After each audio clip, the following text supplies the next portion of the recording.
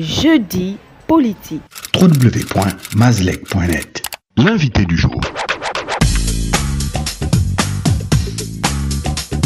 Jules Estras Mouhoulou, député socio-démocrate gabonais SDG, rapporteur de la Commission des lois, des affaires administratives et des droits de l'homme à l'Assemblée nationale gabonaise.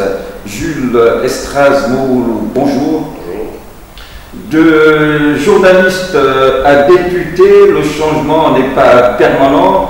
Quelle incidence sociale, particulièrement au bénéfice des populations de votre circonscription politique?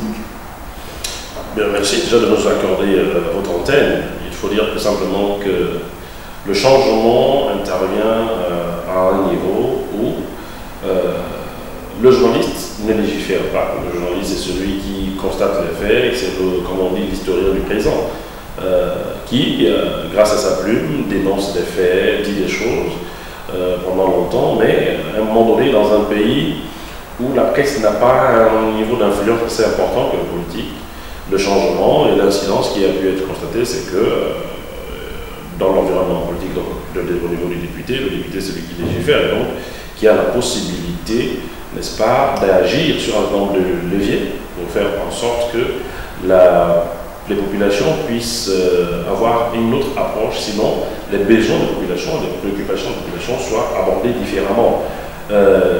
L'incidence sociale aujourd'hui, c'est beaucoup plus au niveau, n'est-ce pas, du fait qu'on est devenu non plus simplement un observateur, n'est-ce pas, de la vie au quotidien, mais plutôt un acteur, quelqu'un qui peut apporter sa pierre à l'édifice pour faire en sorte que la condition sociale de la population puisse s'améliorer, même si on ne peut pas la changer ex nihilo, mais au moins on prend en compte cela, on les défend, on défend directement le peuple devant ceux-là qui sont à la décision, et je crois que c'est à ce niveau que nous pourrons lire, n'est-ce pas, les différentes incidences sur le plan social et surtout l'amélioration d'un certain nombre, ou l'évolution significative d'un certain nombre de préoccupations et notamment de cela. Oui, on a vu comme ça l'honorable député retrousser les manches dans votre fief politique, vous transformez parfois en inspecteur de ponts et chaussées. Revenez-en un peu sur ces actions de terrain parfois relayées par la presse.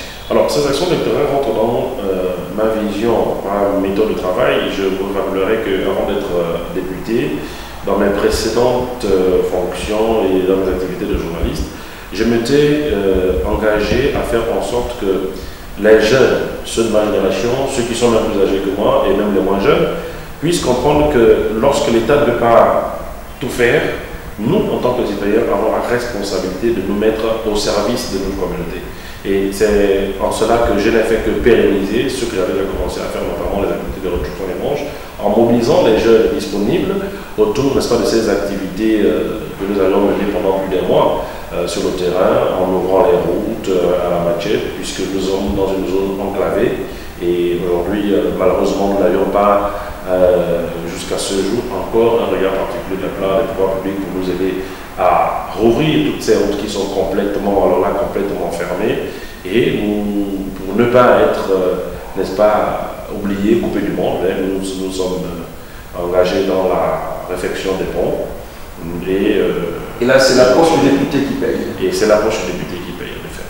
Ok, vous avez donc un trésor de guerre, monsieur l'honorable? Mais non, ce n'est pas un trésor de guerre, c'est juste une petite organisation. Ce sont des jeunes. Au point de substituer l'État, c'est. Non, un député n'a pas substitué l'État de le rendre. Ce sont des travaux d'Hercule, monsieur. Je vous rappelle que vous avez vu les images. C'est un travail qui a été fait à la main, à la machette, comme à l'époque coloniale. C'est-à-dire, c'est des Gabonais qui ont pris les machettes et qui sont mis à ensoleiller la route. Quant à la réfection des ponts, c'est là encore les Gabonais que nous avons sollicités pour scier du bois. Nous avions acheté les matériaux de construction, notamment les pointes, tout ce qu'il fallait. Et comme un seul homme, nous avons décidé de marcher ensemble pour pouvoir refaire ces ponts en les tirant parfois à la main, en les roulant jusqu'à ce que nous avons réussi à 10, à 20, comme on dit, l'union fait la force, pour pouvoir régler cela. Nous n'avons pas la prétention de nous substituer à l'État, mais devant une absence, devant un manque, on est obligé de parfois trouver des solutions rapides. Ok, on vous sait membre des sociodémocrates gabonais.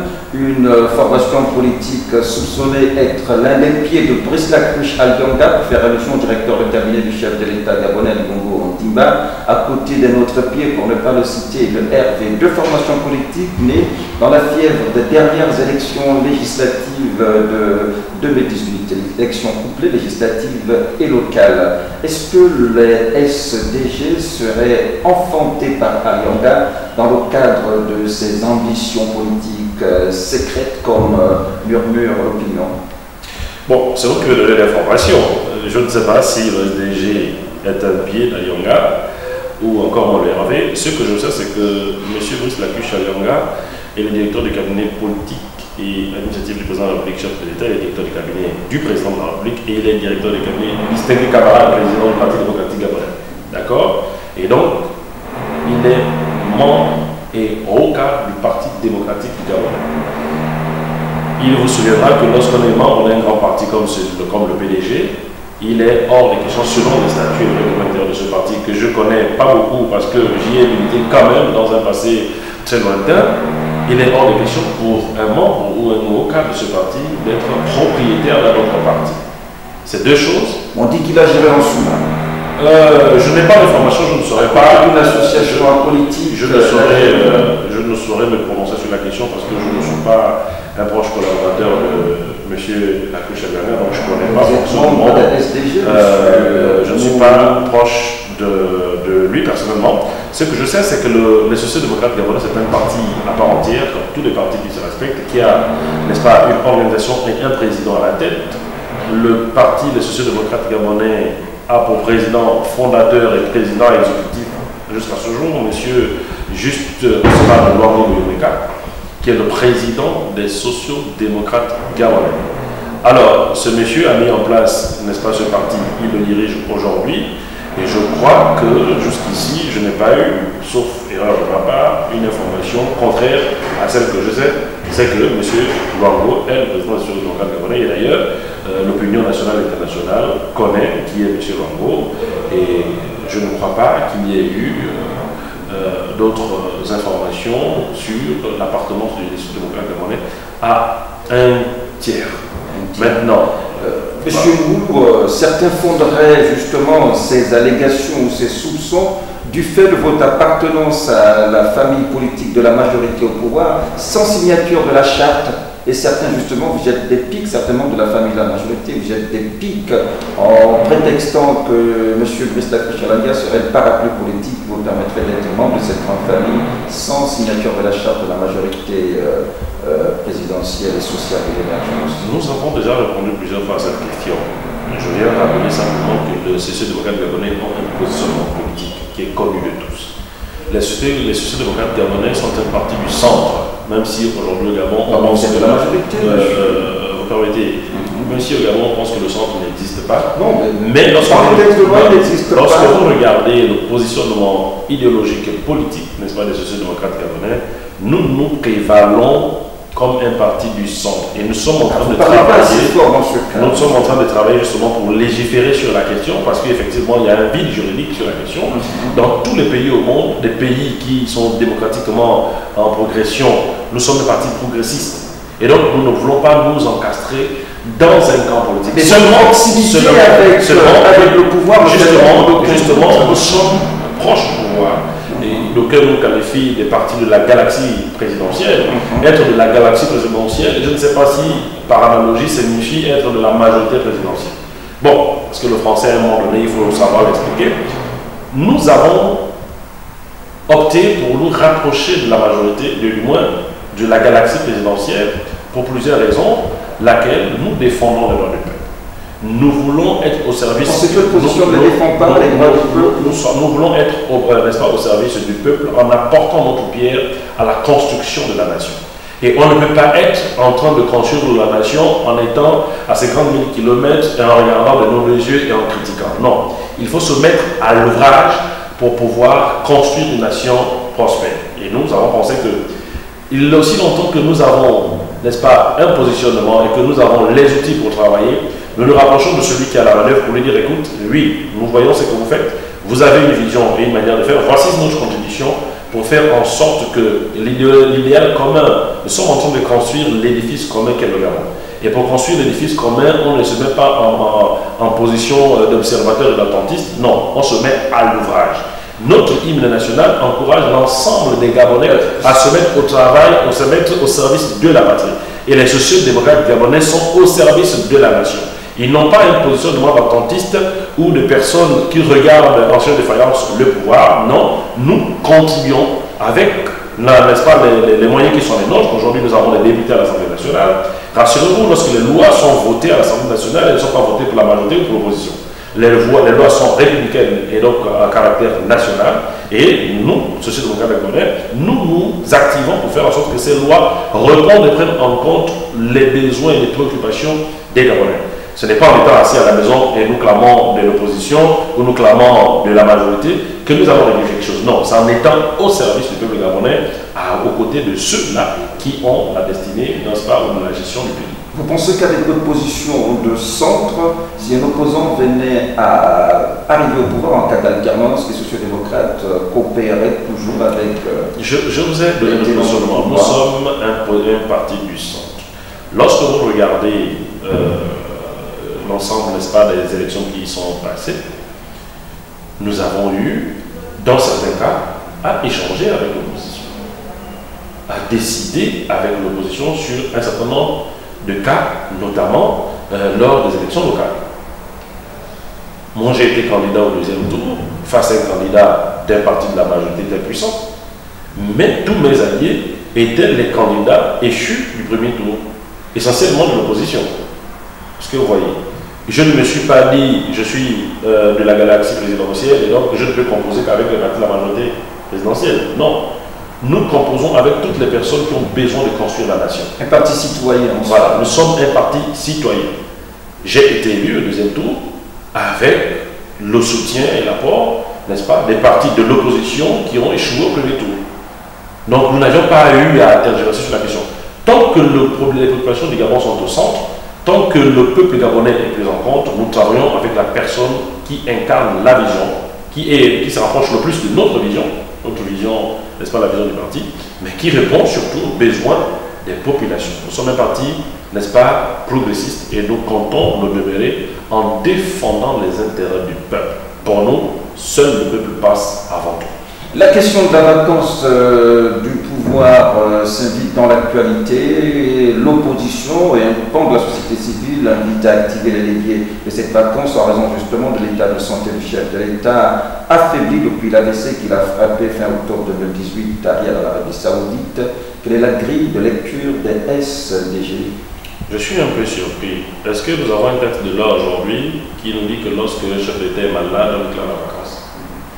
Non, mais l'état de santé d'Ali Bongo est... Je pense que la question de la vacance... Et l'opinion pense qu'il n'a plus forcément les capacités cognitive. Ça, c'est l'opinion. Vous savez, il y a un bon philosophe que j'aime bien, Héraclite d'Éphèse, qui disait que la multitude ne pense pas et quand elle pense, elle ne pense rien. Le principe, en réalité, c'est que nous faisons beaucoup dans la supputation et nous refusons d'analyser les choses froidement. Vous pensez pas que le chef de l'État soit suffisamment... Pour ma part, le peuple gabonais voit le chef de l'État en fonction. Fatigué, le peuple gabonais voit le chef de l'État, n'est-ce pas, à la tête des institutions. Le pays fonctionne normalement, les institutions sont en place, les institutions travaillent, notre diplomatie est à l'ouvrage.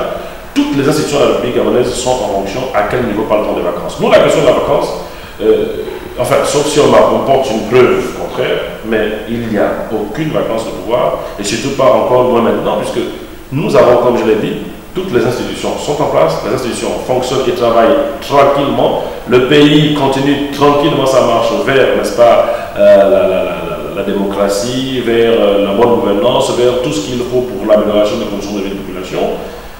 À quel moment parle-t-on des vacances? Et paradoxalement, le pouvoir oppose une fin de non-recevoir à la demande du bulletin de santé d'Ali Bongo qui pourrait être un élément à charge pour activer cette vacance de pouvoir. Comme je vous ai dit, s'il y a une disposition réglementaire, statutaire ou de la loi qui impose, n'est-ce pas, qu'on publie le bulletin de santé du président de la République, là d'accord. Mais à ce que je sache, je n'ai pas l'information, je ne suis pas juriste de formation, et je n'ai pas à ma connaissance une disposition qui fait obligation au chef de l'État de rendre public son bulletin de santé. Je n'ai pas une disposition, connaissance, une disposition, je le dis, et ça n'engage que moi, d'accord? Excusez mon ignorance, hein. Vraiment je peux me tromper. Je n'ai pas une information ou une disposition réglementaire ou une loi qui fait obligation. Mais écoutez, vous connaissez un humain qui n'est pas censé tomber malade? Même moi, député, je tombe malade régulièrement et je me fais traiter. Ça ne m'empêche pas. Vous pensez que. Est-ce que quelqu'un aujourd'hui peut me faire la démonstration que le président de la République ne juge pas de ses qualités cognitives? C'est pourquoi le bulletin de santé est demandé pour. Alors, ça veut dire que si aujourd'hui il est à la manœuvre, à la tête des institutions, il préside les conseils des ministres, il signe les décrets, etc., je ne crois pas qu'il ne soit pas capable d'analyser ce qu'il signe comme document ou de diriger les hommes qu'il a sous son autorité. Ça m'étonne, sinon le pays serait dans le chaos. Or, aujourd'hui, comme je le dis et je le réitère, le pays fonctionne normalement, les institutions sont en place et tout est fait. À quel moment est-ce qu'on constate l'absence, Michel? L'absence est constatée, enfin est soupçonnée d'être constatée par l'opinion, comme je le disais. Que l'opinion apporte donc les éléments qu'il pense être. Le bulletin de santé d'Ali Bongo qui est demandé, difficile à accéder jusque-là. Revenons sur la vie politique des SDG, les sociodémocrates gabonais, un an après, quel bilan? Alors, pour un parti jeune, nous pensons que le bilan est largement, alors là, largement positif. Aujourd'hui, les sociodémocrates gabonais se positionnent en deuxième force politique nationale selon le Quai d'Orsay. Nous avons aujourd'hui 7 élus nationaux. Vous attendez que le Quai d'Orsay parle pour savoir que vous êtes en deuxième position? Selon le Quai d'Orsay. C'est pour dire que nous, Gabon, nous n'avions pas souvent des instruments de mesure. Et c'est le Quai d'Orsay qui a d'apprécier.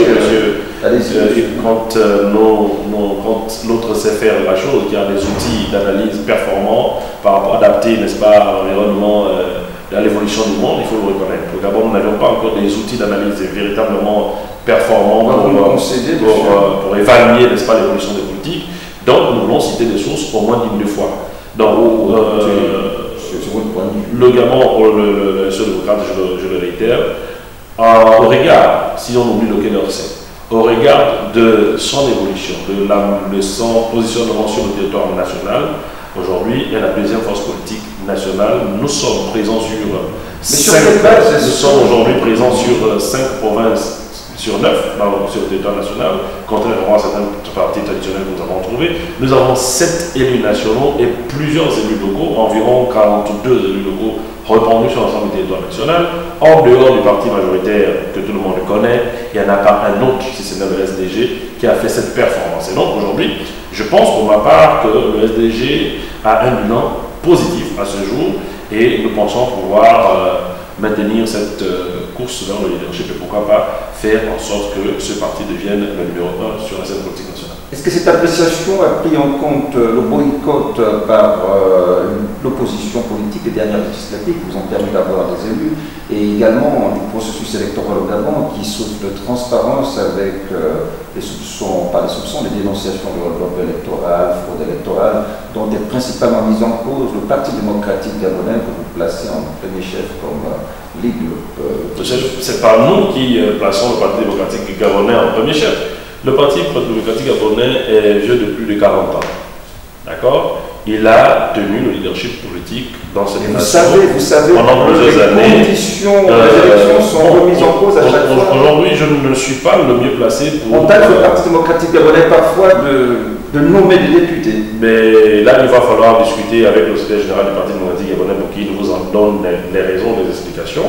Moi, je suis SDG. Et en tant qu'SDG, je me positionne et je reste dans ma logique d'SDGiste qui consiste à observer l'environnement politique et apporter notre pierre à l'édifice pour l'amélioration des conditions de vie des populations gabonaises. Nous sommes aujourd'hui dans des conditions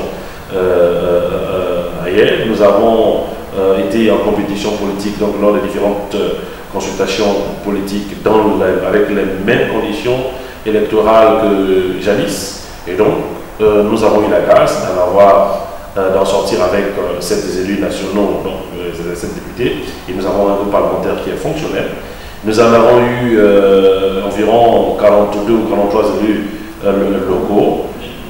Rassurez-vous, c'est une moisson qui, allez se regarder dans l'ensemble des autres partis, Je ne pense pas qu'en dehors du SDG et du PDG, vous en aurez d'autres comme ça. Et donc, nous sommes fiers parce que c'est un bond pour un parti qui arrive sur la sphère politique, sur l'échiquier politique récemment. Oui, nous battons pour que, n'est-ce pas, ces résultats soient encore plus importants. D'accord. Participer à toutes les élections politiques, est-ce l'ambition du SDG, c'est-à-dire élections intermédiaires et élections majeures? Je fais allusion naturellement dans un futur proche à la présidentielle de 2023. Pourra-t-on s'attendre à un candidat SDG à ce scrutin majeur? Nous sommes en 2019 et je ne pense pas pouvoir déjà me prononcer si le SDG aura un candidat présidentiel ou pas. Tout ce que je sais, c'est que l'ambition de chaque parti politique, c'est de se présenter aux élections et d'avoir des élus. Mais il ne faut pas aussi oublier que selon le type des élections, il y a des jeux des alliances. Donc, est-ce que le candidat sortira du SDG? Je l'ignore. Est-ce qu'il sortira d'un parti allié? Là encore, je l'ignore. Je pense que tant qu'en nous serons fixés sur la question. Mais il faut dire qu'en plus d'être ou de vouloir positionner des candidats, un parti peut faire des alliances avec d'autres partis qui partagent la même vision. Monsieur Jules Estraz Moulou, nous sommes arrivés au terme de cette interview. Votre mot de la fin. Bien, je vous remercie déjà de me prêter votre micro. Je voudrais juste encourager les uns et les autres à comprendre que la vie politique de notre nation ne peut pas se faire en étant les bras croisés. Non. Si nous voulons réellement faire évoluer la sphère politique, n'est-ce pas, de notre pays, si nous voulons vraiment travailler pour l'amélioration de vie des populations de l'Est, nous devions pouvoir avoir un positionnement, prendre des décisions et nous mettre à travailler pour améliorer non seulement le cadre institutionnel et juridique, mais aussi faire en sorte que tout ce qui est pris comme loi soit connu des populations, soit pris en compte et dès lors faire en sorte que cela puisse véritablement être au profit des populations. Il n'y a rien qui se fait sans que cela n'ait été normé par la loi. S'il y a une déviation ou une déviance à gauche ou à droite, c'est parce que certainement il y aurait un vide juridique. Et donc, pour corriger ce vide juridique, il faut que les acteurs politiques, plutôt que d'être attentistes et observateurs, doivent se mettre dans le jeu, n'est-ce pas, politique et faire des propositions pertinentes qui aideraient certainement le pouvoir à corriger ce qu'il faut corriger, améliorer ce qu'il doit être et pourquoi pas faire en sorte que, n'est-ce pas, une transfusion, n'est-ce pas, une nation prospère et digne d'envie. Jules Estraz Moulou, merci, c'est moi qui vous remercie. L'info du Gabon en un clic, c'est sur www.mazlek.net.